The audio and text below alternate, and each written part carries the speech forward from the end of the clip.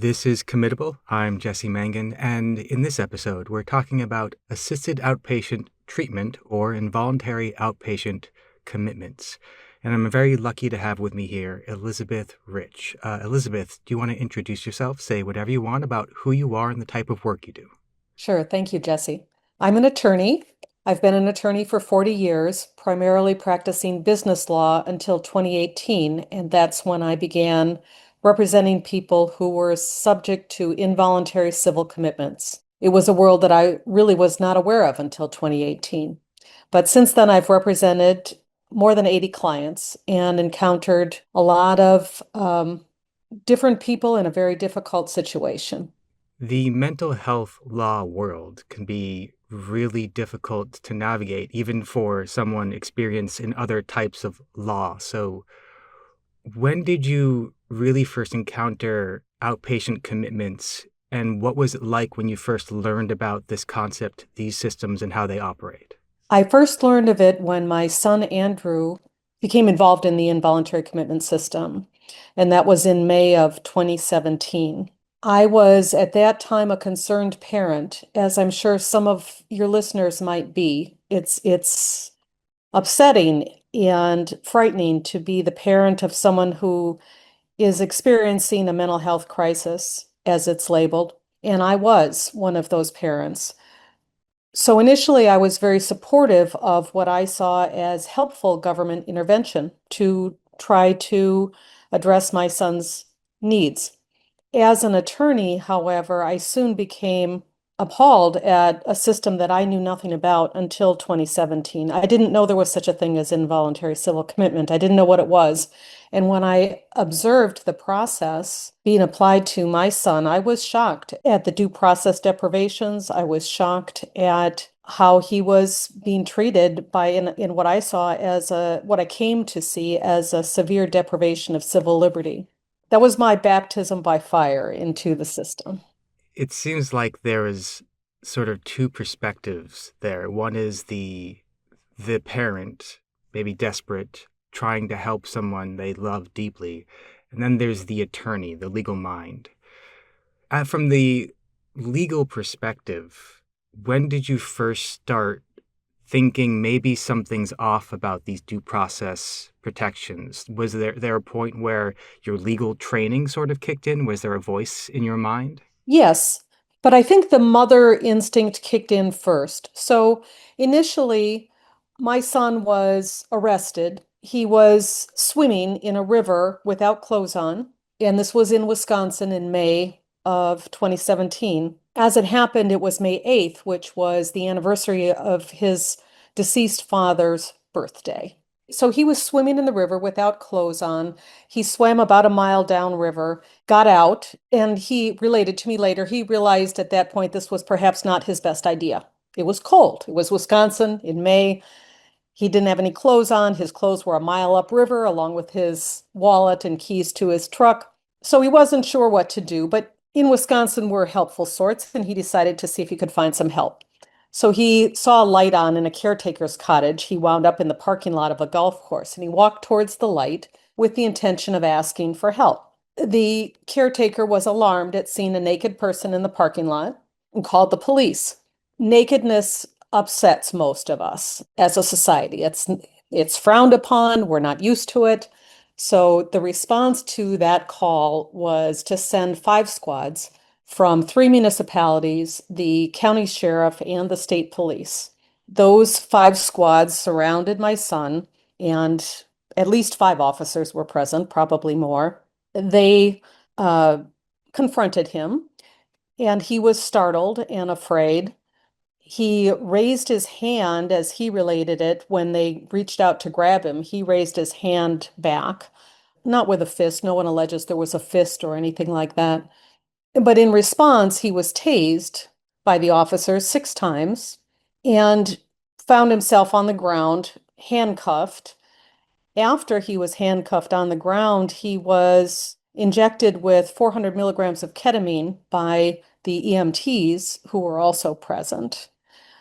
That's angel dust. A recreational dose would be zero point 0.4 milligrams. It was at that time in 2017 not terribly uncommon to inject someone that way in response to what is now a discredited notion of excited delirium, saying, well, he was in an excitable state, and so after he's tased and handcuffed and on the ground, we then need to chemically subdue him. So we inject him with ketamine, which can be lethal and has been lethal about 20% of the time. It wasn't in Andrew's case. But while under the sedative effect of the ketamine, he was then placed on a board in restraints at the wrists and ankles, a 4-point restraint, that's called, and transported to 3 different psychiatric hospitals where he was refused admission because he was not medically cleared. He wasn't medically cleared because of his racing heart. His heart was racing perhaps because he was tased 6 times. But then, with no hospital to take him to, he was taken to the Sheboygan County Jail and placed in an isolation cell, which for the uninitiated is the size of a parking space, about 6 feet by 8 feet, cut off from any kind of human communication with a slot for sliding food through the door. That's how he was treated. That is not an unusual situation. That was not uncommon treatment of somebody who was having what might be labeled as a psychotic episode. My reaction as a mother, not knowing all of this background, I didn't know at the time he'd been tased and injected with ketamine. I was just mortified that my son was naked on the golf course and appeared to be in a mental health crisis. Having spoken to him since then and reflected back on it, I now realize that it wasn't all that strange. His father, my late husband, was a bit quirky. He would take the boys swimming, I think with clothes on. I'm not sure. I wasn't with them. But they would go swimming in rivers, and my husband was a strong swimmer, wanted to teach his sons how to swim, and believed in the magic of rivers. So that was something they did.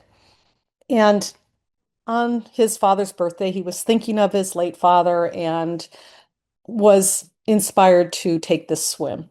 I think that sometimes we overreact to what might be an odd situation, odd behavior. We can concede that walking in the parking lot naked is odd behavior, but it's not necessarily dangerous behavior. And that's really the legal standard, which I later, when I was more viewing it through a more rational lens, was able to apply my legal knowledge and say, wait, there's a legal standard here. And the legal standard for committing someone to a mental hospital in Wisconsin, and I think most states, is the person is mentally ill. In Wisconsin, the person is treatable. That means they don't have autism, they don't have dementia, they don't have something that's not really treatable. Those people are more appropriate for a guardianship track under our state statutes rather than a commitment.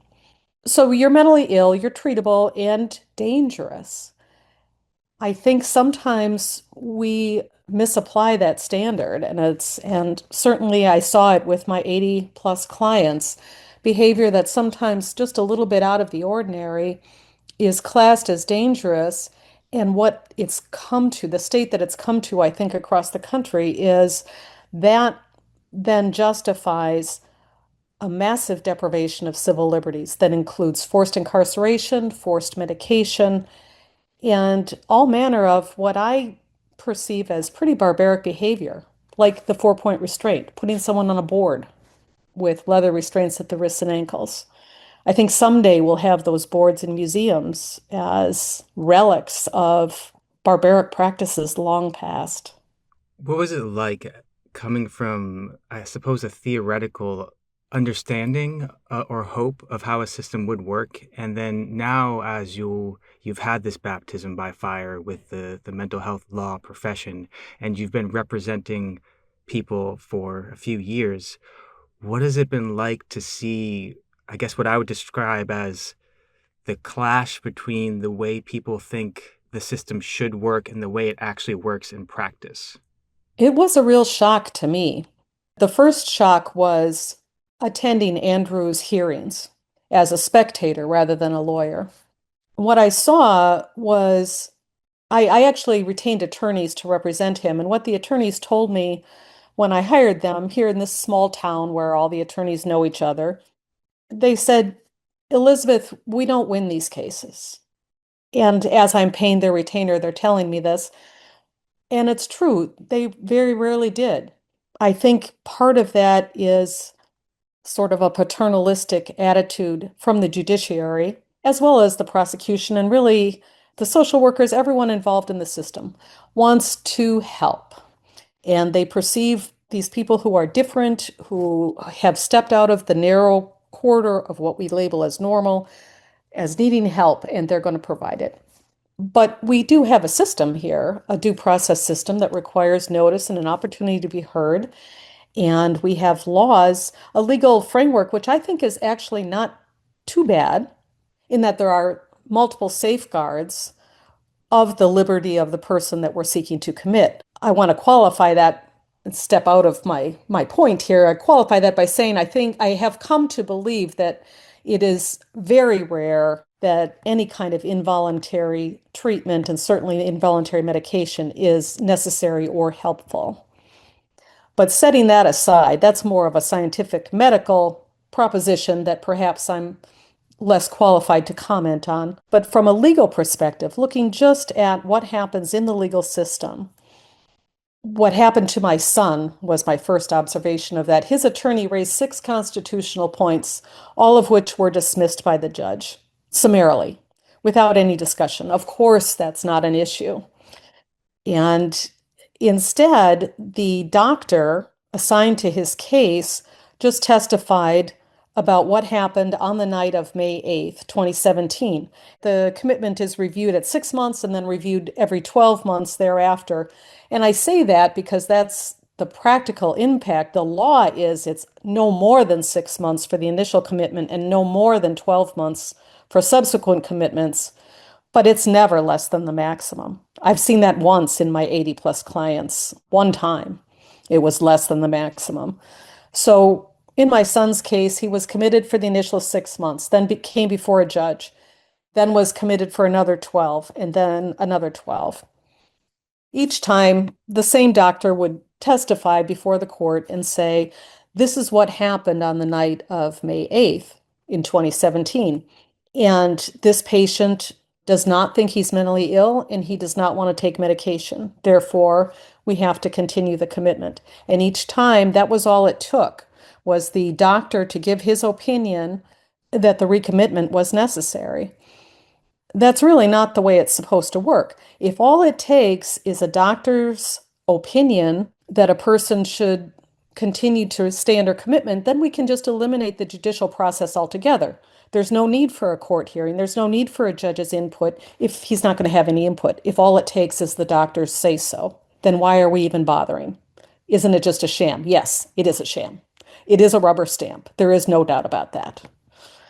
Also, in Wisconsin, there's supposed to be a separate proceeding to determine whether involuntary medication is appropriate in a given situation. What it is in Wisconsin is a one-page form with boxes checked by the psychiatrist. Did you examine the patient? Yes, I did. Is the patient mentally ill? Yes, he is. Is involuntary medication appropriate? Yes, it is. And that is always done in Wisconsin. Well, there may have been 2 times when I saw when I saw the procedure separate, but almost always done at the exact same time as the commitment. So the judge rubber stamps the commitment and then rubber stamps the request for involuntary medication, all at the same time and only based on the doctor's testimony. I was fortunate enough to be invited to observe a commitment hearing in Wisconsin a few months ago. And I was a little shocked because the judge actually said, I usually just defer with whatever the doctor says. And that to me, I think it caught me off guard because if that were a criminal case and the judge said, I usually just defer with the prosecutor, that would be an appeal right there, right then.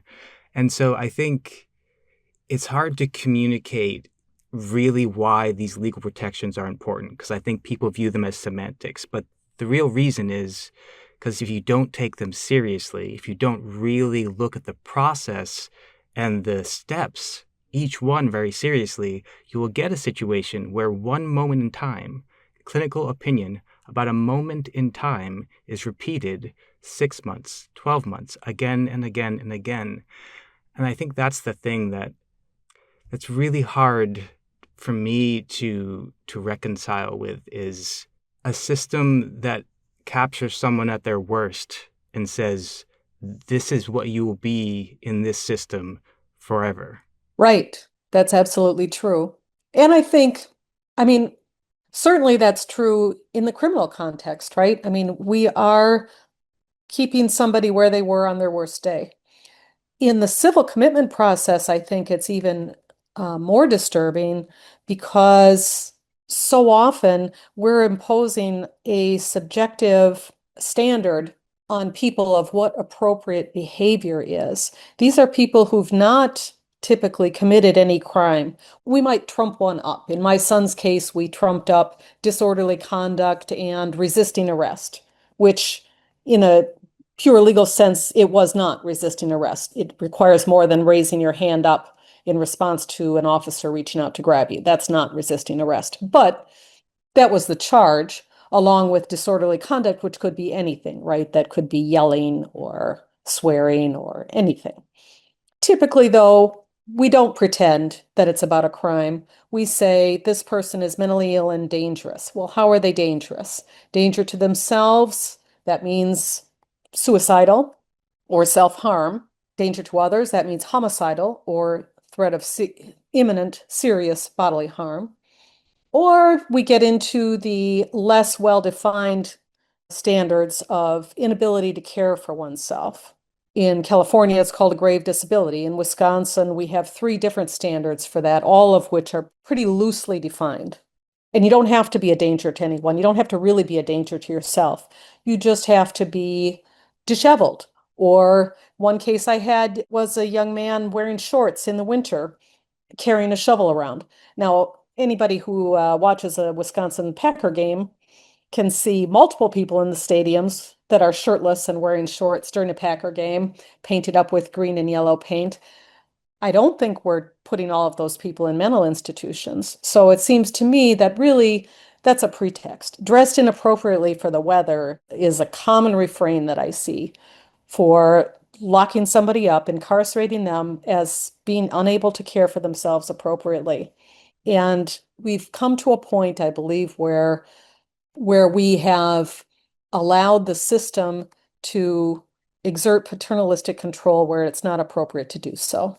In a situation where, like with disorderly conduct or resisting arrest or whatever it is there a reason why that discretion's being used? Because I guess when I have some of these conversations, one of the things I'm often wondering is there is discretion with law enforcement, with in the courtroom, the judge has discretion as well. And so I wonder why that discretion is being used in the way it is. What is the value of tacking on disorderly conduct to someone who maybe was a bit disoriented, but was otherwise not harming anyone? It's unclear to me, Jesse. I'm not sure of the reason for that. I think what I observed in my son's case, I know the prosecutor in this small county. We coached mock trial together. I know him pretty well. So when my son was arrested, I desperately wanted him out of jail. I thought it was terrible that he was in an isolation cell. And I talked to the prosecutor. And at that time, I thought that he needed mental health treatment because I was still very uninformed about the whole process. So I said to the prosecutor, I think he needs mental health treatment. I don't think it's appropriate that he be in the criminal justice system. And the prosecutor's response was, well, if he were involved in the involuntary commitment process, then I'd consider dismissing the charges. I didn't see a problem with that at the time. I didn't get it. I thought what I think most members of the judiciary and the prosecution and that prosecutor thought, which was, well, if it's a person who really needs help, then we, the government, are there to help that person through the involuntary commitment process. And sure, then we won't have to go through the criminal justice system. What I didn't know at the time was that, as you mentioned, we get people caught up, as my son was, caught up in an indefinite commitment and recommitment process. If he had gone through the criminal justice system and been charged with disorderly conduct or even with resisting arrest, I've looked into this, and the likely incarceration period would have been 30 days or less, probably just probation and no incarceration after the initial hearing. But instead, he was committed and recommitted and recommitted. And after that second recommitment, he was dead within 2 weeks. He didn't see an end to it. And he said that at his last hearing. I want to know, Judge, will this ever end? Will this commitment ever end? Because I'm working, I'm employed, I'm getting raises, I'm getting promotions, I have my own apartment, I take care of it, I take care of the snow, I take care of the lawn. I'm engaged with my family. We have dinner together every Sunday. I help my mom on her farm. How am I ever going to get off this commitment? And the judge said, you just keep doing what you're doing. And 2 weeks later, he was dead. He didn't see an end. He didn't see an end to the forced commitment, to the forced drugging. The drugging took away his ability to read a book, which was one of his favorite things. He couldn't concentrate enough to read a book. He couldn't laugh. He couldn't cry. He couldn't taste food. He couldn't have sex. He couldn't live his life. And he just didn't want to do that anymore. Yeah, I'm so sorry that happened. And I think there might be people who would say if we compromise due process a bit, maybe that's okay if the end result is good. And I'm wondering, were there any points in that process where someone involved, a judge or an attorney, another attorney, a clinician even, was there anyone involved during that process who seemed like they were really listening to what Andrew was saying or to what he was communicating, what he said he needed? I can't think of anyone in his case. The doctor, the psychiatrist, would just laugh at him when he would complain about the side effects of the drugs or complain about the deprivation of liberty on the commitment. The doctor would laugh and say, well, at least you're not naked and howling at the moon anymore. He had a psychologist, and the psychologist did at one hearing, the first recommitment hearing. So at that point, he'd been committed for 6 months.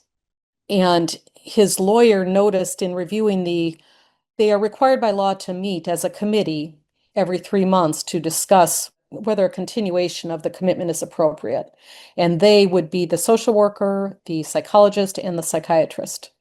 And the lawyer was very thorough and careful and noted in reviewing the notes that there was a phrase that the majority of the committee determined that the commitment should be continued. So he cross-examined the psychologist. He guessed the psychologist might be the dissenting vote. He cross-examined him and said, so I noticed this note that refers to a majority. That implies there was a minority. Who was the dissenter? Was it you, doctor? It was. So the psychologist at one point believed that Andrew was showing adequate progress, that he should be allowed to exit the commitment and determine whether he could succeed on his own without the forced drugging and the other forced treatment. And his vote was overruled by the other two. I think that might be shocking to some people. The idea that the psychologists involved can't stop the process, even if they think progress has been made and this level of restrictive coercion is no longer necessary. That process continued even though someone was voicing concern. That's right. In my son's case, and it's very clear to me in every other case that I have handled, 80 plus, it is the psychiatrist who makes the decision in and out of the courtroom. This psychiatrist saw Andrew for 6-minute sessions by video from Arizona, where he did a podcast once on telemed, which now is fairly common, but at the time was fairly new. And he was saying how nice it was to be a Wisconsin practicing physician, and he could go to Arizona where he enjoyed golf and warm weather activities, and he could handle his practice by telephone, which is what he did. So 6 minutes by telephone with Andrew. And that used to be, it was initially once a month, 6 minutes once a month, that dialed down to 6 minutes every 3 months. So that is the amount of time that the psychiatrist spent with Andrew. He didn't like Andrew. He told me so because Andrew challenged him. And Andrew spent some time in a mental institution as this whole ordeal was going on. He was initially confined to a mental hospital in Wisconsin, notorious Winnebago Mental Health Institute. And Andrew was quite articulate, quite intelligent. He made a lot of written complaints, complaining of unlawful restraints, unlawful seclusion, mistreatment of patients. And he documented all of that. None of it was taken seriously. I have some notes from a psychologist at the institution who said Andrew made multiple complaints about legal violations of staff. I was able to redirect Andrew. The implication being this is just a crazy person who's ranting. I was able to redirect him so that we could have a conversation about what's wrong with him. And not 4 months after Andrew was released from that place, an inmate died. There was a state investigation which found 48 violations of state law at that institution, the very same things Andrew had complained about and was ignored. But the fact is, we don't listen to psychiatric patients. They are unstable and not worthy of being heard. That's the message. The first time I heard the term anosognosia, I was in my third hospitalization, and for a little bit of detail, I was hospitalized for complications related to anorexia, and the psychiatrist set up a system where I had to be confined in a hallway for meals. And because there was a separate system, the nurses couldn't or hadn't figured out how to order meals. So I was going without meals. I was being confined for anorexia and not being fed. And so I brought up the point to the psychiatrist that I have literally been spending my evenings going through the cupboards in this ward to find peanut butter packets and bottles of baby food to find food. If you can't appropriately treat me, you need to transfer me. I wasn't even saying like you need to release me. I was simply saying then you need to transfer me somewhere where they can appropriately treat me. And his response was, "You sounds like you're showing signs of anosognosia. And if things don't change, we're going to strap you down to a chair and insert a food tube."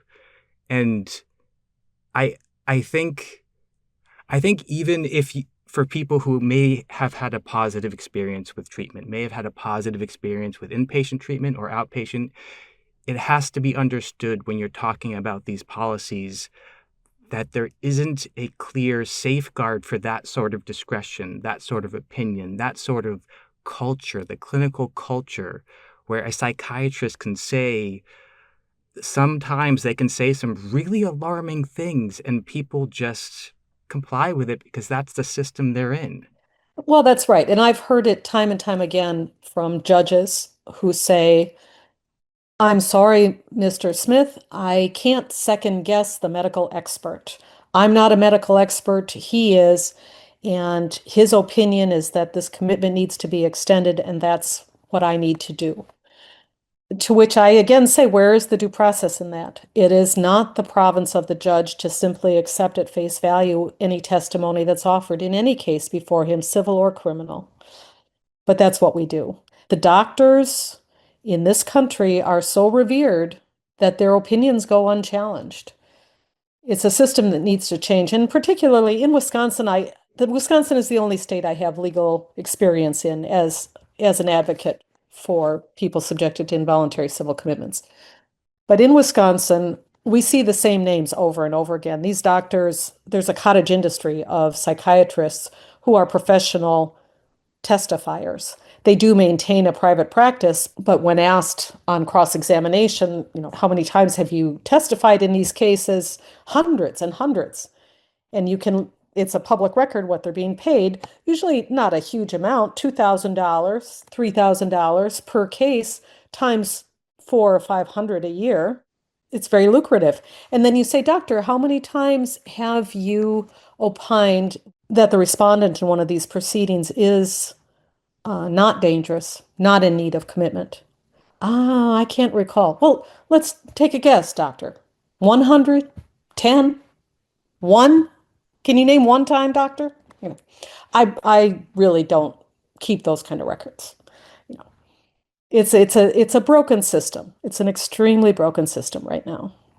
You were sort of forced into the system in one of the most horrific ways I think a parent could imagine. And you take on helping other people in this system, which even to experts, it can be hard to navigate. As you experience the system, as you have tried to navigate it with and for other people, what is it you think needs to change about the laws and the systems you're encountering? Well, one thing that has changed for me in terms of how I approach these is now that I have more experience, now that I've represented more than 80 people in this type of case, I cannot think of a single case where involuntary treatment was necessary or appropriate for any of them. We have a system, we have a criminal justice system that applies to people who have committed a real crime. And I'm not talking about disorderly conduct. But if somebody truly is dangerous and has mental health issues associated with that dangerous behavior, we have a criminal justice system to address it. And that's not what I'm talking about because I'm not a criminal defense lawyer and I don't represent those people. I might have personal views on it, but my experience is with the civil system. I can't think of a time when involuntary treatment has been necessary or helpful for any of those people. And we do have studies, and now I'm straying again from my expertise into the scientific realm, but we know from study after study that when treatment is involuntarily imposed on a person, they don't respond to it. They just don't. It's not effective. It doesn't work. There are other alternatives, better alternatives to the entire system. But setting that aside, let's just look at what we've got. If we accept the premise, which I don't necessarily, that involuntary civil commitment may be necessary at times, if we accept that premise, Wisconsin's system is not terrible. It's not a terrible framework, but it is not being correctly applied. It's not being applied as it was intended when it was set up in 1972.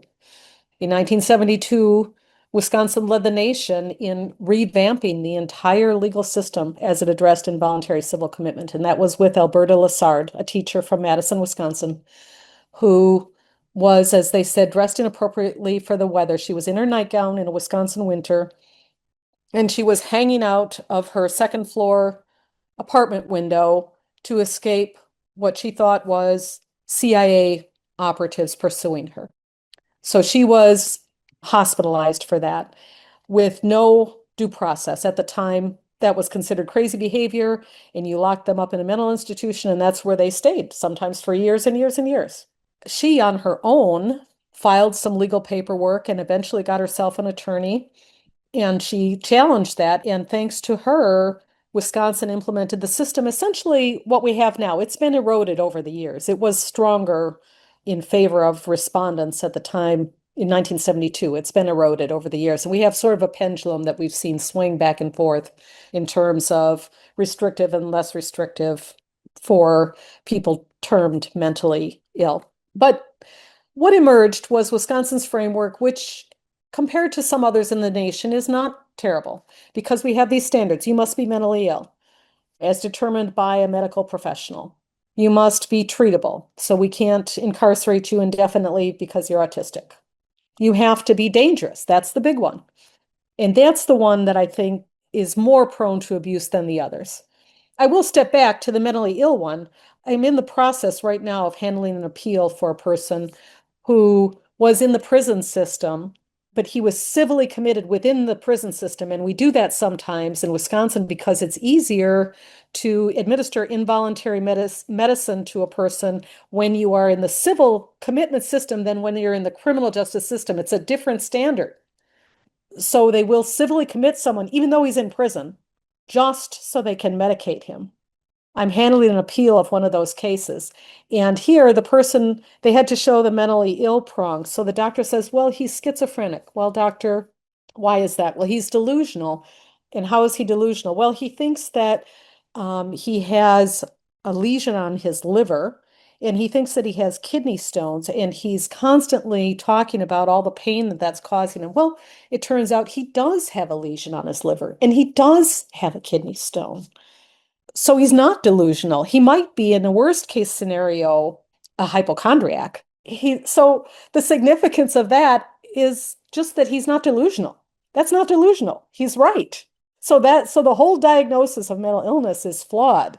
But that's the sort of thing we encounter here, where we get to the end result. We want a commitment because we want involuntary medication. And how can we work backwards to get that commitment? So what we've done is take a system that's not terrible, but it's very misapplied. I think one of the parts of the system that has some logic to it is requiring a psychiatrist because a psychiatrist is a physician with a specialty. So in theory, if there was anyone who could separate out an identifiable medical condition from a mental illness, it should be, in theory, a psychiatrist. But I've spoken to other attorneys who have had clients who were committed for what turned out to be Lyme disease, a vitamin B deficiency, or a TBI. Something. And so there's something in the process that no matter how theoretically sound it might seem at times, it clearly isn't working. And so I'm curious with the advocacy you've done, how do you try to approach the public or legislators and try to get this point across that we're not just talking about the letter, we're talking about the real application and implementation. We need to work on that real result that we can see that isn't working. It's a tough one, and I'm not sure I have the answer. I think perhaps one problem is the cottage industry I mentioned of psychiatrists who make a profitable living at diagnosing mental illness and dangerousness in people who perhaps are neither mentally ill nor dangerous. So perhaps one way to address that is to require that the testimony at a involuntary commitment hearing be given by a treating physician, someone who, and that would be a novel concept in Wisconsin, someone who actually has developed a patient-doctor relationship and who actually has experience in examining and treating this patient, that those people are required to examine things like underlying physical ailments that might contribute to mental health symptoms that might avoid some of these problems. I say might because I'm not sure that in every case it would, but it might be a starting point. I was in a court hearing. It was a trial actually related to one of my hospitalizations. At the beginning of the trial, the judge said, "I will not allow a verdict in your favor." So the best we could do is appeal for whatever the verdict was. But one of the more insightful parts about it was three psychiatrists testified against me that I deserved to be committed. None of them had ever spoken a word to me. They were all getting many, many hundreds of dollars. I think I was told $300 to $400 an hour to testify. But there was a moment in that trial where I watched all three of these people go up on the stand and say that I deserved to be hospitalized, and none of them had ever spoken to me, met me, and they were both comfortable and endorsed by the court as they sat there and were like, this is appropriate. This should happen. And it's shocking, but it's not. That is the way it's done in many instances. And the other thing, this is where I come back to, I do love the law and I love my profession. And I have a lot of faith in our judicial system. One thing that I have argued repeatedly as an attorney in trials for people in involuntary civil commitment trials is hearsay. In Wisconsin, and I think most states, doctors, medical experts are allowed to rely on treatment records in order to form their opinions. Okay, there's reasons for that. And that's been the case for decades and decades, and we're probably not going to change that. But that doesn't mean that it's automatically not hearsay, which doesn't mean that you can automatically testify to that in court. So arguably, none of those doctors should have been able to testify against you, depending on the circumstances. But I raise that every time, and more often than not, the judges are surprised.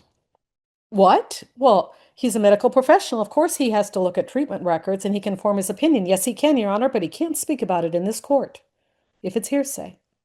And I can cite all kinds of cases. I've asked for the opportunity to brief the issue before any further testimony is heard. That means a delay.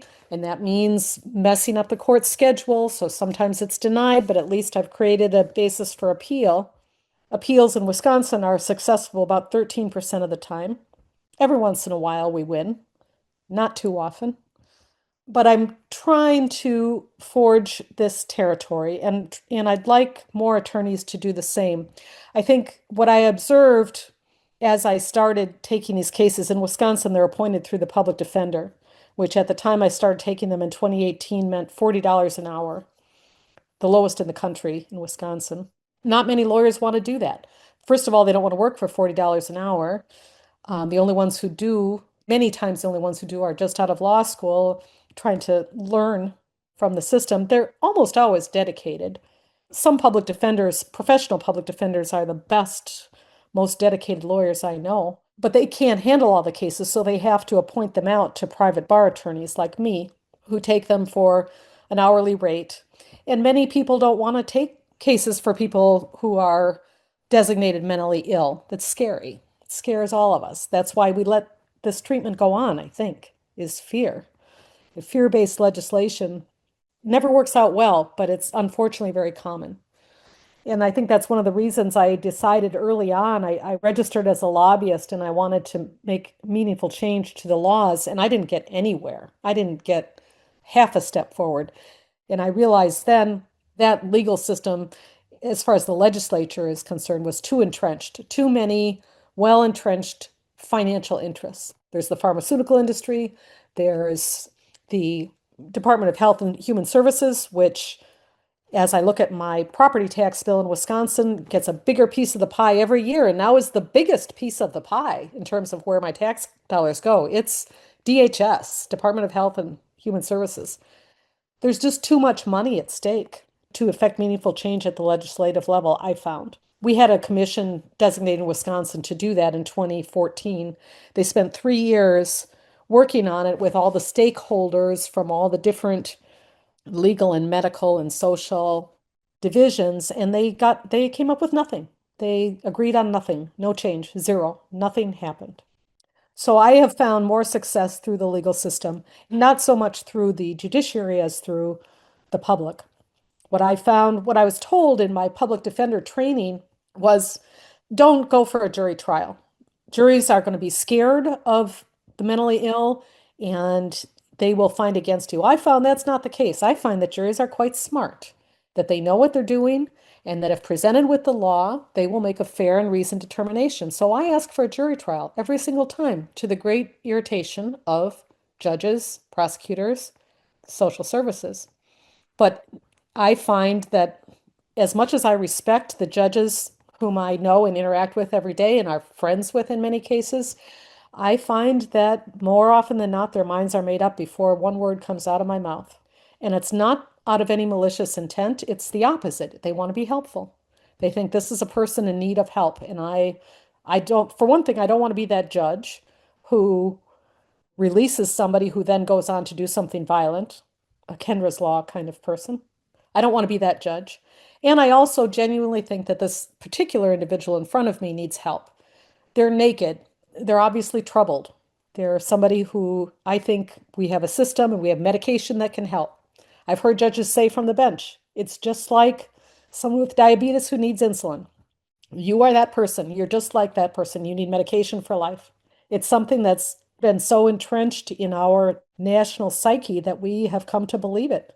Two things which I think might be a little foreign to anyone familiar with civil commitments are the idea of hearsay and the jury trial. I think asking for a jury trial in civil commitments is so rare, but you're highlighting some of the importance of getting that opportunity. I was wondering if you could also talk a little bit about that concept of hearsay, because it might catch some people off guard, thinking that a doctor couldn't offer an opinion in a civil commitment hearing because that would be hearsay. Can you break that down a little bit and explain why that might be a concern if it isn't challenged? Sure. The concept of hearsay is that it is an out-of-court statement made by a declarant who is not present in court. And the underpinnings of the concept is constitutional. You have a constitutional right to confront your accusers. That's under the Sixth Amendment. And so back in Inquisition days, the person in charge of the Inquisition could say, well, the priest tells me that you've committed adultery, and that's a sin. What do you have to say for yourself? Well, I didn't commit adultery. Well, the priest said you did. Well, where is the priest? The priest doesn't know me. The priest has no idea. But the priest isn't there. He doesn't have to be there if it's an inquisition. Under our system, though, if someone's going to accuse you of something, they have to be present in court to make that accusation so that your advocate can cross-examine them. And sometimes during that cross-examination, what comes to light is maybe an outright lie, maybe more often some nuances that for the jury to determine, well, this isn't as clear cut as I thought. There's some factors here. It was a cloudy night. They were 100 feet away, not 20 feet away. Their vision is impaired. They wear glasses and they didn't have them on that day. There's many factors that can influence the credibility of a witness and therefore the credibility of the accusations made by the witness. So it's a foundational underpinning of our system that the person who makes a factual statement that could implicate your liberty must be in court so that your advocate can cross-examine that person to determine the credibility of the statements they're making. Yeah, the basic idea being if the court is relying on a statement, the attorneys involved need to be able to talk to the person or question the person who made the statement. Right. Now we look at a mental health commitment. Many things might have happened. There might have been, many times a person is detained by a police officer because he's walking in a Wisconsin winter wearing shorts, because he's naked in a golf course parking lot, because he's lighting a fire on a balcony was one of my clients. So is that police officer present in court? Sometimes, maybe half the time. Other times we just use the report that that police officer wrote. That's hearsay, and that's taken away the ability to examine the police officer. Well, how do you know there was a fire on the balcony, officer? Did you see it? Well, my partner told me there was a fire on the balcony, and so I was called to the scene. Did you see it when you got there? Well, no, I think she must have put it out. Oh, okay. So what evidence do you have that there was a fire on the balcony? Well, I saw some charred material. Where was the charred material? It was in her grill. Oh, oh, okay. So you have to give the accused those opportunities. In a medical record, it's even more problematic because many times a person, once you're labeled with a psychiatric diagnosis, that's going to come up again and again and again. Every time you're stopped by the police, every time you're admitted to the hospital, especially now with our advanced record keeping in the medical field, that label is going to follow you forever. So now we can have three doctors in your case. Three doctors can look at a medical history and they can say, well, the conclusion is obvious. This is obviously bipolar, schizophrenia, whatever, pick a diagnosis, because six other doctors said it was, and they base their diagnosis on X, Y, and Z. So in looking at these records, I conclude they're right, even though I've never met the person, never spoken to him myself.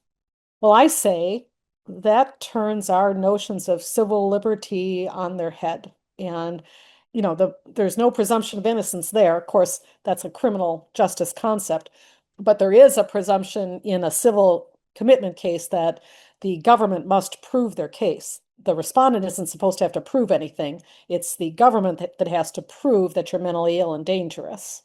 So there is a presumption of innocence of sorts in these civil commitment cases. But we turn that notion on its head when we strip away the constitutional protection of a right to confrontation of witnesses and allow medical experts to testify to hearsay. As we bring this interview to a close, in this series, we've been talking a lot about a Massachusetts outpatient commitment bill that's currently going through the legislation. If you had the opportunity to speak to any legislators considering an outpatient commitment bill, what would you say to them? Well, I would speak first as a lawyer, and I would say that these systems have been proven to be flawed.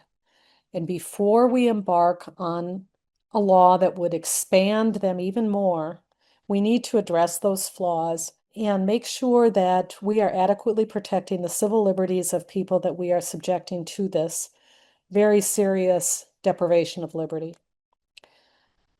And then I would speak as a mother who's lost her son, and I would say, what if, what if on that night in 2017, instead of tasing my son and injecting him with ketamine, instead of arresting him, what if one of those responders had said, "Hey man, you look like you're cold.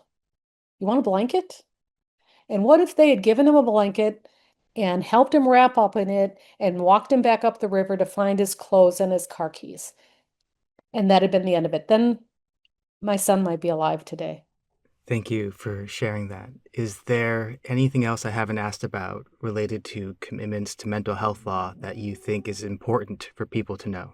I think the most important thing is to remember that even though some behaviors that we're talking about, some personalities might provoke fear in us, that's not the place from which we should legislate or act in any of these situations.